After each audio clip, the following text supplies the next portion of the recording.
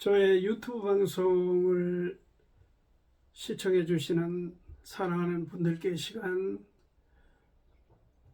강건하시기를 간절히 바라며 감사한 말씀을 드리고, 또 우리에게 이러한 시간을 허락해 주신 주님 앞에 영광을 돌립니다. 오늘은 신약 성경 5번째 책 사도행전을 열겠습니다. 우리가 잘 아는 대로 사도행전은 사복음서 그리고 서신서 그 중간에 놓여 있는 책입니다. 사복음서, 이 복음서를 한 알의 미랄이 땅에 떨어진 주님의 생애를 담고 있다면은, 사도행전은 그 씨가 움이 나서 모양을 갖추는 과정, 그 과정을 역사적 측면에서 다루고 있습니다. 그래서 구약에는 12권의 역사서가 있습니다. 여호수아부터 에스더까지 역사서로 분류하는데 반해서 신약 성경은 유일하게 지금 이 사도행전을 역사서로 이렇게 분류하고 있습니다. 그 시에 움이 나고, 그리고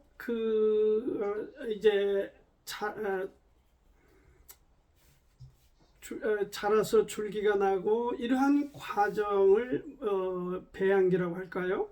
그런 과정을 담고 있고, 이후로 그 열매 맺는 과정들을 서신서 이후에서, 그리고 최종 요한계시록을 통해서 교회의 미래가 어떤 것이냐, 어떻게 되느냐 하는 문제를 전체적으로 신약성경에서 우리가 다루고 있음을 보게 됩니다. 이 책은, 사도행전은 우리가 잘 아는 대로 또한 이 누가에 의해서 쓰여진 책입니다. 사도행전 1장 1절 2절을 읽겠습니다. 데오빌로 내가 먼저 쓴 글에는 무릇 예수의 행하시며 가르치시기를 시작하신부터 그의 택하신 사도들에게 성령으로 명하시고 승천하신 날까지의 일을 기록하였노라.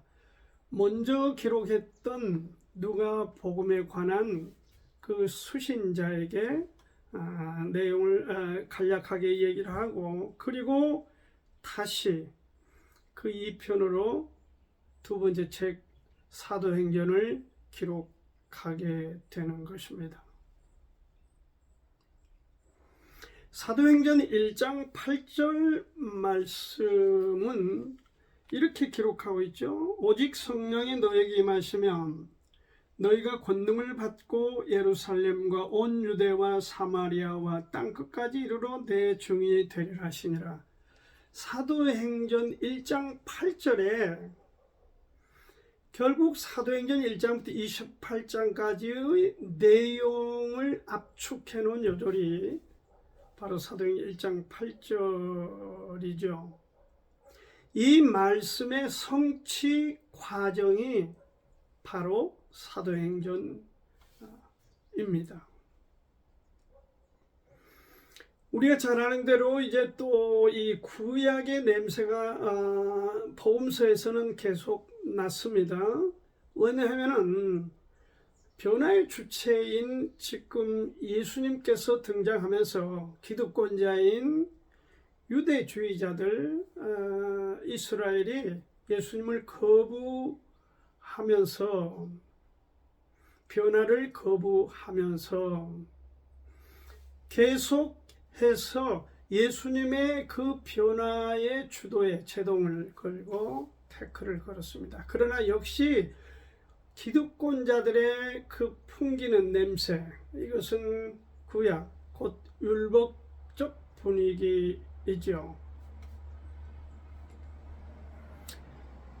신약 성경이 시작되면서 이러한 그 율법적 요소, 분위기를 완전히 씻어낸다는 것은 불가능하고 무리였습니다.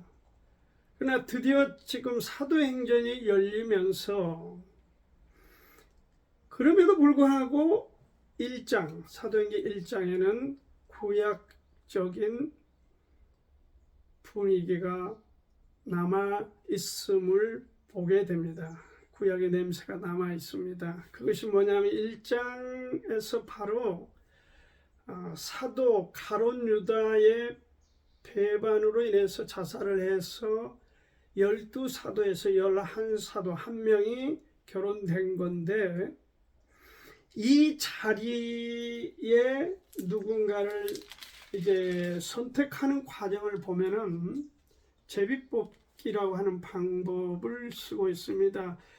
1장 23절 말씀을 보면 저희가 두 사람을 초나니 하나는 바사바라고도 하고 하나 별명은 유스도라 하는 요셉이요 하나는 mattia라.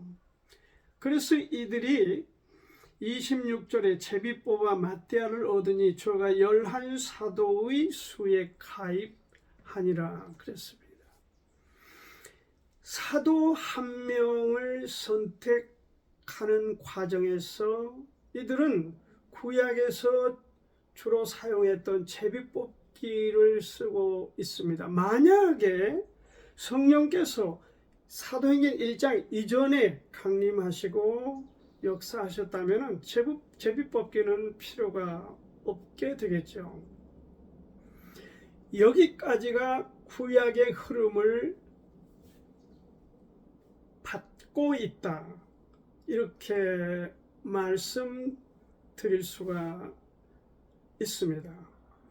여기 지금 사도행전 2장에서 바로 우리에게 제시하는 성령 강림, 그 이전의 마지막 과정인 구약에서 선택했던 제비뽑기를 했다면은 이제 성령 강림 이후의 과정에서는 제비뽑기라고 하는 방법, 그런 수단은 성령의 역사에 묻혀서 아무런 효력이 없고 의미가 없으니까 이후에 사도행전 2장 이후에는 그러한 구약적 방법이 사라졌다 하는 것을 말씀드리고 싶습니다. 이런 부분에 해석상 오해를 갖고 있는 분이 생각보다 많습니다. 사도행전 바로 2장을 통해서 드디어 이제 성령이 강림하시고 제대로 된 교회의 모양, 그 형태가 구체적으로 갖춰진 것을 우리가 볼 수 있습니다. 이 사도행전의 가장 중요한 기록 중에 하나는 이제 마태복음 16장 18절에서 내가 이 반석 위에 교회를 세우겠다라고 주님이 말씀하셨는데, 사도행전 16장 19절에는 그 베드로에게 주님은 그리스도시요 살아계신 하나님의 아들입니다, 그렇게 신앙 고백을 했던 베드로에게 예수님께서 내가 너에게 천국 열쇠를 주겠다. 우리 성경에는 열쇠라고만 되어 있는데 영어로는 keys, s가 붙어 있습니다. 열쇠들을 주노니, 그것이 정확한 해석입니다. 왜? 열쇠들을 썼기 때문입니다. 사도 베드로가 열쇠들을 썼습니다. 어떻게 썼습니까? 한 번은 사도행전 2장, 지금 우리가 표습하고 있는 2장에서 예루살렘 교회가 시작되면서 유대인을 향해서 복음이 퍼져나가도록 작동되도록 키를 썼습니다. 그리고 또 한 번 사도행전 10장에 고넬료 이방인 로마 백부장 장교에게 복음의 키를 썼습니다. 이방인의 복음의 문을 활짝 열어 제쳤습니다. 한 번은 2장에서 또 한 번은 10장에서 그렇게 해서 복음의 열쇠들을 베드로가 사용한 것입니다. 예수님의 말씀, 예수님의 애언에 따라서 성취된 것입니다. 그런 의미에서 베드로는 위대한 인물이었다고 말할 수 있습니다. 왜냐하면 주님의 이 엄청나고 놀라운 대업을 이루었던 사도였기 때문입니다.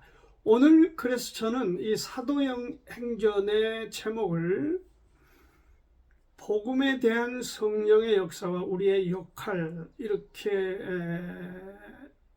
제가 제목을 잡고 이 제목에 합당한 내용의 흐름을 함께 우리가 잡아 정말 다시 한번 이 책에 대한 정리를 했으면 하는 마음입니다. 첫째는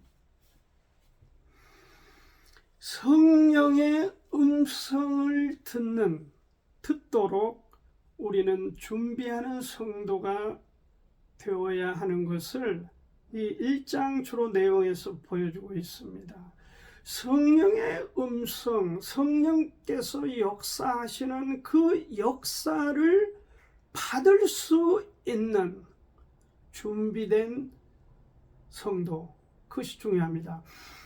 여기 먼저 1장 말씀을 보면은 사도와 같이 모이사 저희에게 분부하여 가라사대, 이게 분부했다고 하는 뜻은 누가복음 24장 49절 말씀에 너희는 예루살렘을 떠나지 말고 여기 성령에 대한 대비를 해라 하는 말씀을 주고 있습니다.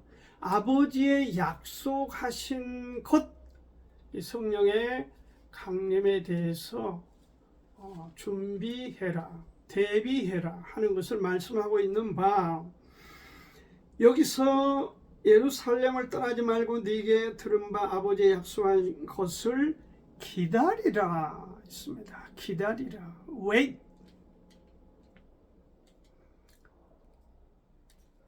성령께서 강림하시는 이 중요한 일에 대해서 너희들이 우왕좌왕하지 말고, 그리고 왜 안 오는가, 왜 더디 오는가, 언제 오시나, 그러면서 불평, 불만을 갖거나 그러지 말고 여기서 기다리라는 것입니다. 기다리라.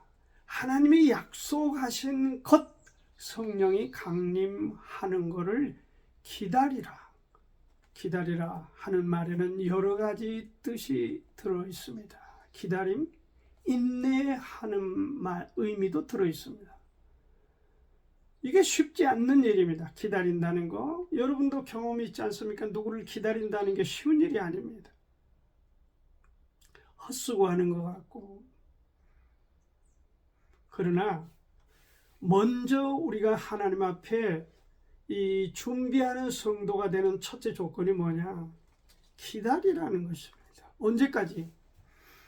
하나님이 바른 길을 제시하여 우리에게 이 길이구나 하는 것을 알 수 있게 하도록 기다리라는 것입니다. 기다린다는 게 너무 어렵죠? 너무 조급하고 흥분하고 실망하고 우리는 이런 데 너무 익숙해 있습니다. 조용히 잠잠히 기다린다는 것이 쉬운 일이 아닙니다. 기다리는 것은 준비하는 과정에 있어서 사도행전 1장에 제시한 첫째 오답니다. 그리고 또 한 가지는 뭘 말씀하냐? 여기 14절에 1장 14절에 보니까 이렇게 말하죠. 여자들과 예수의 모친 마리아와 예수의 아우들로 더불어 마음을 같이 하여 전혀 기도에 힘쓰니라. 기도에 힘썼다. 그냥 기다린 것이 아니라 기도에 힘썼다. 제가 여러 종류의 이 성경 번역본이나 성경을 보는 가운데서 가장 우리말로 번역이 잘 되어 있는 책이 현대인의 성경, 이 대목입니다. 한 마음으로 계속 기도에만 힘썼다. 이렇게 번역을 했는데 다시 말씀드리겠습니다. 한 마음으로 계속 기도에만 힘썼다. 정말 잘 번역이 되어 있습니다. 영어 성경에서는 이 전혀라고 하는 말을 continue가 뭡니까? 네, 그들이 계속 기도했다는 것입니다. 예루살렘 성 일정한 공간 안에서 그들은 성령의 강림을 먼저 말씀하신, 누가복음에서 말씀하심에 따라서 순종하여 그들이 기다렸고, 그 다음에 기다리며 그들이 무엇을 했는가? 그들은 계속해서 힘써 기도했다 하는 것을 준비하는 과정 두 번째로, 그리고 다른 하나는 대오를 갖추는 것입니다. 1장 23절에 보면 저희가 두 사람을 추천했죠. 하나는 바사바라고도 하고 별명은 유스도라는 요셉이요, 하나는 마띠아라. 요셉과 마띠아 둘 중에 이미 자리를 비운 유다 대신 누가 선임 되어야 하는가 하는 문제로 제뽑기를 한 것이고, 결국은 요셉과 마띠아 중에 마띠아가 12사도에 포함되는 것을 우리가 성경 여기 사도행전 1장 기록을 통해 충분히 알 수가 있습니다. 온전한 규모를 갖추라는 것이죠. 네, 정말 12사도였지만 하나를 잃고 이들이 뭔가 한쪽이 구석이 좀 불편하다 할까요? 맞춰지지 않는 규모에 대해서 결국은 마띠아를 포함해서 12사도로 이들의 대오를 정제하면서 준비를 갖췄습니다. 기다리는 것, 전혀 기도에 힘쓰는 것, 그리고 대오를 갖추어 성령 강림을 준비하는 내용이 사도행전 1장에 기록되어 있습니다. 시청자 여러분, 우리도 마찬가지입니다. 다시 강조하지만은 출애굽을 할 당시 그 이전에 그들이 어떻게 했는가? 홍해를 건너기 전에, 요단강을 또한 건너기 전에 그들은 하나님 앞에 준비하는 자세를 갖췄는데, 그때나 이때나 동일한 내용이 있습니다. 기다리고 기도에 힘쓰고 대오를 갖추어 하나님의 일을 이들이 도모하게 된 것입니다. 우리도 어떤 크고 작은 일이든지 간에 중요한 것은 기다리는 것입니다. 그리고 기도하는 것입니다. 그리고 대오를 갖추어 이렇게 준비되는 성도, 그런 성도를 하나님이 쓰신다 하는 점을 분명히 여기 사도행전 1장에서 우리에게 설명해 주고 있습니다. 이 사도행전 또 전체 주제를 통해서 우리가 두 번째로 생각해 볼 것은 성령의 역사를 분별해서 받으라 하는 것입니다. 준비된 그들에게 성령 강림이 이루어졌습니다. 강림하셨습니다. 사도행전 2장 3절까지 보겠습니다. 오순절날이 이미 이름에 저희가 다 같이 한 곳에 모였더니 호련히 하늘로부터 급하고 강한 바람 같은 소리가 있어 저희 앉은 온 집에 가득하며 불의 혀같이 갈라지는 것이 저희에게 보여 각 사람 위에 임하여 있더니 이렇게 기록하고 있습니다. 불의 혀같이 갈라졌다 하는 말은 성령이 최초의 땅에 이 사도들 함께하는 제자들 120명이 함께하는 그 다락방 공간에 확실히 귀로 들을 수 있고 확실히 눈으로 볼 수 있는 그런 체험적으로 그들이 분명히 이것이 성령 강림이다 하는 것을 두말할 여지가 없이 확실하게 경험할 수 있도록 해주신 역사적으로 딱 1회에 관한 사건이기도 합니다.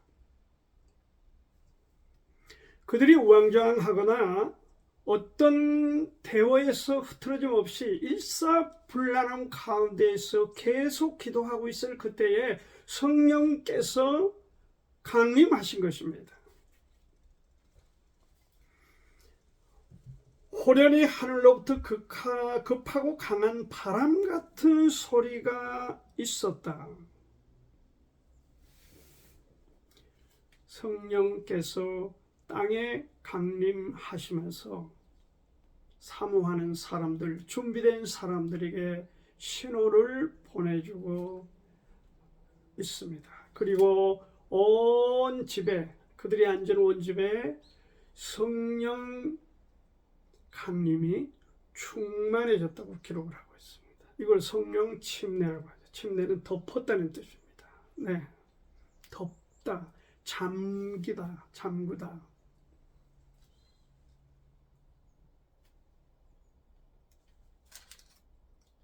그러면서 이들이 지금 보는 성령의 역사를 통해서 엄청난 일들이, 사건이 일어났습니다. 4절에 보니까 저희가 다 성령의 충만함을 받고 성령이 말하게 하심을 따라 다른 방언으로 말하기를 시작하니라. 이 방언에 관한 이야기를 잠깐 하고 싶습니다. 남이 알아듣지 못한 방언, 엄격한 의미에서 여기 사도행전 2장에서 말씀하시는 방언은 아닙니다.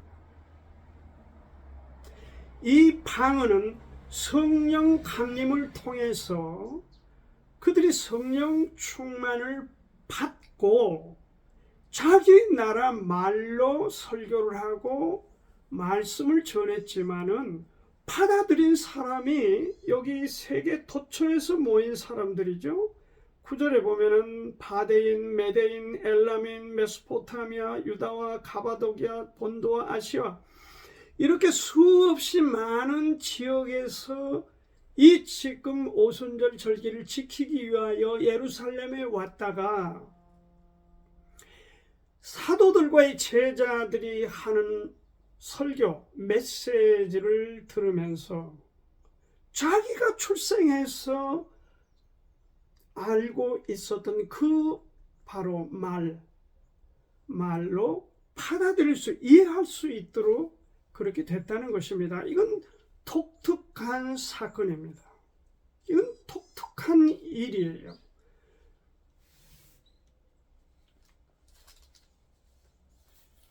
방언을 특히 이제 foreign language라고 나와 있는 영문으로 되어 있는 책이 있습니다. foreign language가 외국의 언어이다 이렇게 말할 수 있죠. 여기 사도행전 2장에서는 정확히 그렇게 말할 수 있습니다.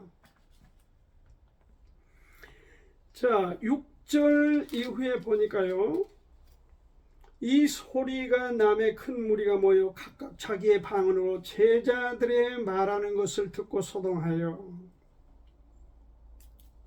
소동했던 말은 당황하고 당혹스러웠다 그런 뜻입니다.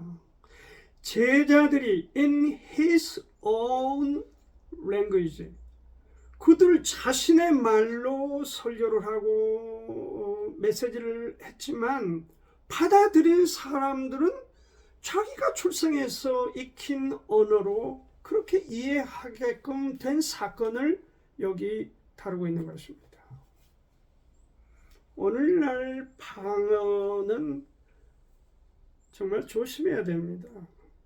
남이 알아듣지도 못한 그런 말, 그런 언어로 어떤 분은 그런 방언으로 5시간, 7시간, 10시간을 기도한다고 자랑을 하는 걸 제가 듣고 그랬습니다. 그 무슨 의미가 있는지 저는 잘 모르겠습니다. 어떤 부흥 강사는 이 방언 부흥 강사처럼 오직 방언에 관한 얘기로 가득한 것도 제가 들어보았습니다. 방언이 그렇게 중요한 겁니까? 방언은 주님 뜻이 드러나야 됩니다. 그 기도를 얼마나 했느냐 이런 것들은 큰 의미가 없어요.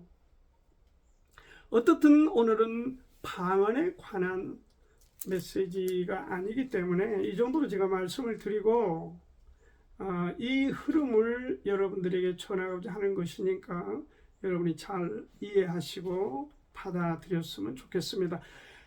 이런 어떤 엄청난 사건에 대해서 어떤 사람들은 말하기를 저들이 새 술에 취했다 이렇게 우리 성경에 기록이 되어 있습니다. 어떤 이들은 조롱하여 가로되 저희가 새 술이 취하였다 하더라. 여기 새 술이 취했단 말은 우리 번역인 것으로 보이고 영어로는 too much wine이라고 되어 있습니다. 술을 너무 많이 먹고 쟤들이 술주정하고 있다 이렇게 받아들였다는 것입니다. 어떤 사람들 성령의 역사를 부정적으로 보고 성령의 역사를 불신하는 사람들은 그렇게 받아들였다. 황당하게 받아들였다.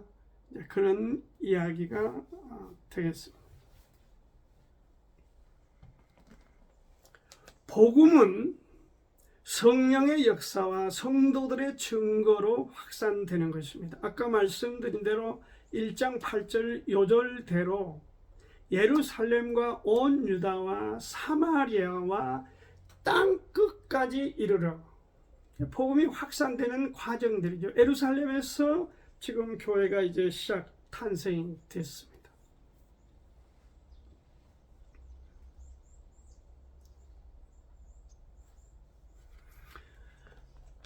여기에 정말 여러 또 넌센스 같은 얘기가 있으면 땅끝이 어디냐? 어떤 사람 한국의 계룡산이라고 그런 사람도 있고 땅끝이 어디냐? 중동 어디다? 땅끝이 어디냐?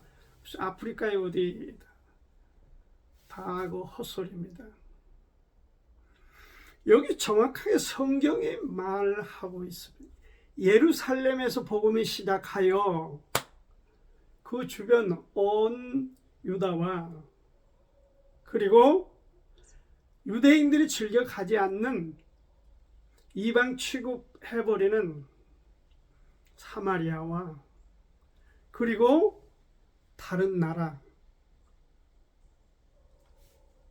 그래서 끝까지 복음을 전하기 위해서 안디옥의 교회가 세워지고 그 안디옥에서 바울과 바나바가 헌신하여 선교사로 세계화를 이루어 로마를 가고 그래서 복음이 확산되어 온 세상에 퍼지는 과정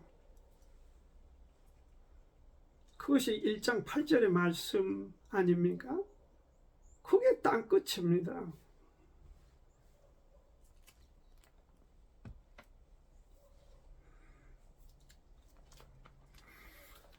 마지막으로 한 가지 더 말씀을 드리고 맺도록 하겠습니다. 성령을 받은 사람은 이 복음을 전해야 되는 그러한 사명 또 그러한 책임을 요구하고 있다 하는 것을 볼 수 있습니다. 이를테면 이제 말씀드린 대로 사도행전 1장 8절의 성취 과정이 바로 사도행전인데 그 과정이 점점 이렇게 예루살렘, 온 유다, 사마리아, 땅끝 이렇게 해서 퍼져나가는 과정에 있어서 두 바퀴가 작동하고 있습니다. 한 바퀴 하나는 무엇입니까? 성령의 역사. 또 다른 바퀴 하나는 무엇입니까? 그것은 믿는 성도들의 증거이다 하는 것을 우리가 분명히 알았으면 좋겠습니다.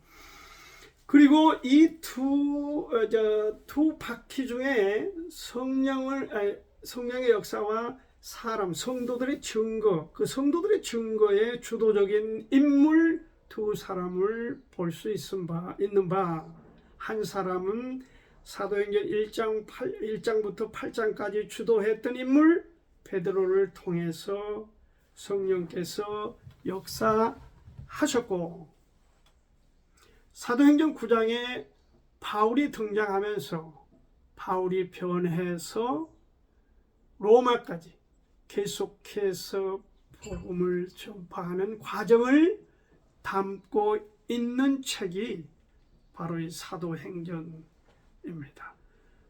성령께서, 주님께서 사람을 선택하여 쓰실 때는 정말 그의 기질, 교육 수준, 그의 어떤 경험, 그의 학문의 정도, 이런 여러 가지 것들을 종합해서 가장 적합한 적재적소에 투입시켜 사람을 쓰시는 것을 볼 수 있습니다.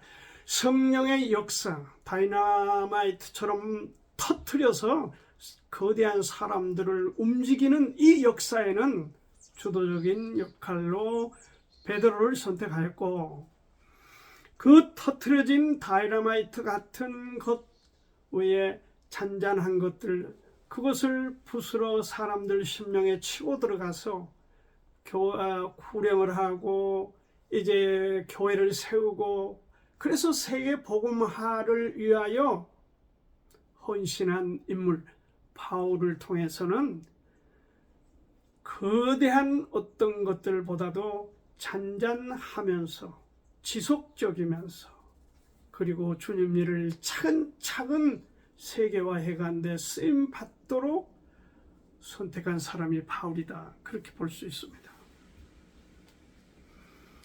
마지막으로 정리할 말씀은 사도행전 2장 성령 강림이 바로 교회의 시작이 맞다.